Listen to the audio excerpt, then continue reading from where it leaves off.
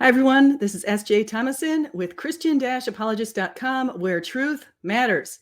Today, we're going to talk about Revelation 12, the woman, the dragon, the ruler of the world, Pastor Skip Heitzig's interpretation of Revelation 12. Because I can tell you that I can tell if someone is a Protestant or a Catholic, depending on their interpretation of Revelation 12. Skip has the common Protestant interpretation that sort of deliberately excludes Mother Mary. And I find that pretty interesting that he excludes Mother Mary in his interpretation of something that I find so obvious to be Mother Mary. So let's listen to what Skip Heitzig has to say right now. Question is, who is this woman? Who is she? Well, there have been a lot of guesses as to what this symbol points to in reality. And I'm not going to go through them all because we don't have enough time. But you notice he referred to the woman as a symbol that points to reality. Let's keep going. But let me ask you a question. Actually, first let's read the passage so we can know what the context is and what exactly he is saying.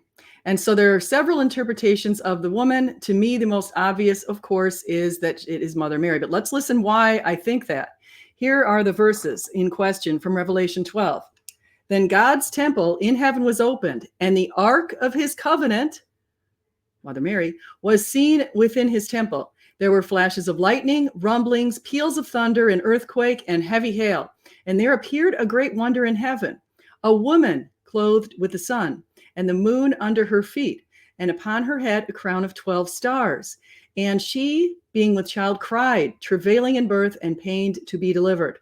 And there appeared another wonder in heaven. And behold, a great red dragon, having 7 heads and 10 horns and 7 crowns upon his heads. And his tail drew a third part of the stars of heaven, and did cast them to the earth. And the dragon stood before the woman, which was ready to be delivered, for to devour her child as soon as it was born. And she brought forth a man-child who was to rule all nations with a rod of iron. And her child was caught up into God, into his throne. And the woman fled into the wilderness, where she hath a place prepared of God, that they should feed her there 1,260 days. Catholics such as Brant Petrie believe the woman is Mary, the Queen Mother of King Jesus. He has noted the singular nature of the woman as Mary, the serpent dragon as Satan. John actually identified the serpent as Satan, the ancient serpent, he said that pretty specifically, and of the child Jesus. But some Protestants argue that the woman represents a great constellation, while others argue that the woman represents a plural, the people of Israel. Finally, some argue that the woman is a combination of all of the above. The latter is my position. I think you can have 3 interpretations, and I think Mother Mary is the primary one. Mother Mary served a very special role as God chose her as the Immaculate Ark of the Covenant, who would carry and give birth to God the Father's only begotten Son. Consider the way Mary served as an intercessory between the wedding guests and Jesus when Jesus began his ministry at the wedding at Cana. Quote, on the 3rd day there was a wedding at Cana in Galilee, and the mother of Jesus was there. Jesus also was invited to the wedding with his disciples. When the wine ran out, the mother of Jesus said to him, they have no wine. And Jesus said to her, woman, what does this have to do with me? My hour has not yet come.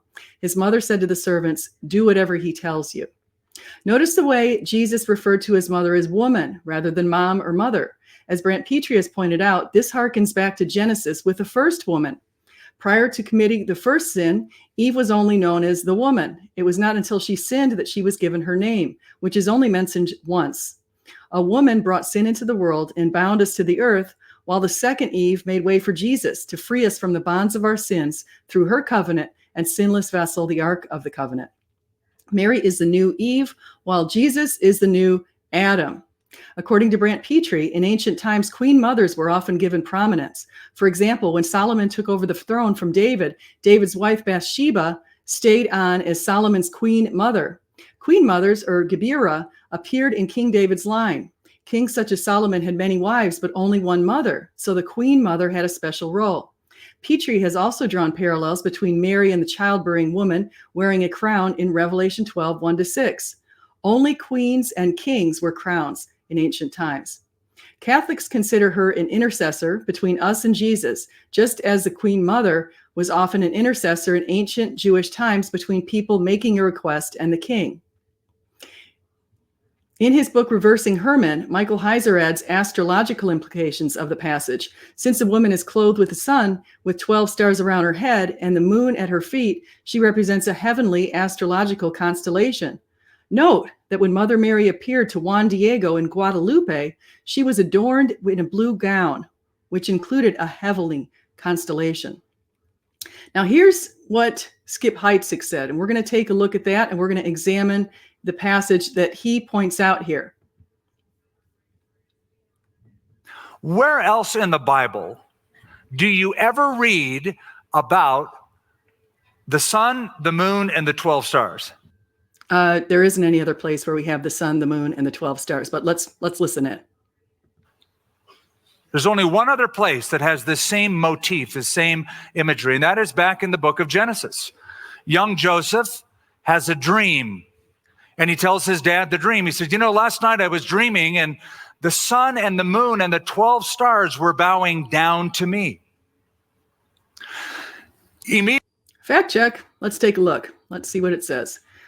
Then he dreamed, this is Genesis 37, 9-11. Then he dreamed another dream and told it to his brothers and said, behold, I have dreamed another dream. Behold, the sun, the moon, and 11 stars were bowing down to me. Because, of course, he's the 12th son. His 11 brothers were bowing down to him. But when he told it to his father and to his brothers, his father rebuked him and said to him, what is this dream that you have dreamed? Shall I and your mother and your brothers indeed come to bow ourselves to the ground before you? And his brothers were jealous of him. But his father kept the saying in his mind. Note the presence of the 11 stars in Genesis and 12 in Revelation 12, 1-6. The number 12 represents completeness. 12 months in a year, 12 tribes of Israel, and the 12 apostles are several examples. Joseph's brothers eventually sold him into slavery, where he rose up through the ranks by interpreting Pharaoh's dream about a famine. Pharaoh put him in charge of managing and saving food for when the famine struck, as predicted. His brothers ended up bowing to him in their efforts to barter for food. It is not unusual for passages in the Bible to have multiple meanings. So Revelation 12 could represent the Virgin Mary as the Queen Mother of God, the nation of Israel, and a constellation of completeness. She had completed her tasks on earth, her very difficult tasks on earth. But let's continue with more of Skip Heitzig's interpretation. Immediately, Jacob, Joseph's dad, reacted, and listen to what he said. Shall your mother and I and your brothers indeed come to bow down to the earth before you? Now, why is that important? Because Jacob interprets the symbolic meaning of the dream. With 11 stars. It's the key to unlocking what we're reading here in Revelation 12.